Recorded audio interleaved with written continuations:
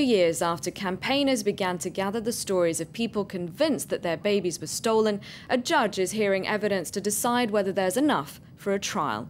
It's thought that as many as 300,000 newborn babies were stolen from their mothers and sold over a 40-year period, starting under Franco. The guiding principle was that if a child was born out of wedlock or to an imprisoned opponent of the regime, it would be better off with a conservative and deeply religious family. Sarah Morris reports on a scandal that's deeply shaken Spanish society. Mari Carmen was brought up in Spain, but recently found out she was actually born in Morocco in early 1979 and stolen from her biological mother. The midwife probably told her mother she was dead and sold her to a Spanish couple for 350,000 pesetas, the price back then of a flat. Mari Carmen is telling us her story in the hope of finding her real mum. I don't know when or where I was born exactly. I want the authorities and those who watch this report to look around them carefully. Maybe I look like someone they know. Above all, if a woman cries every year on the anniversary of the day she gave birth, thinking her baby was stillborn, I want to tell her, stop crying. I'm alive and I've had a good life.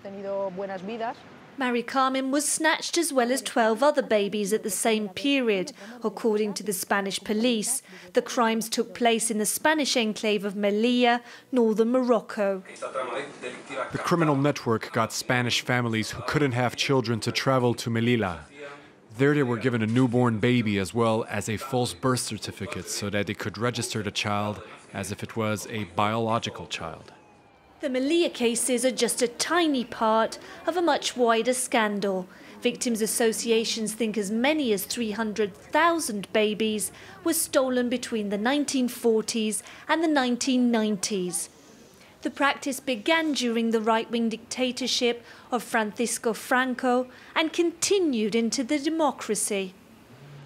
There were a series of laws under Franco that allowed the children of imprisoned Republicans to be considered abandoned children so they could be placed in Catholic homes or homes of the right wing in general.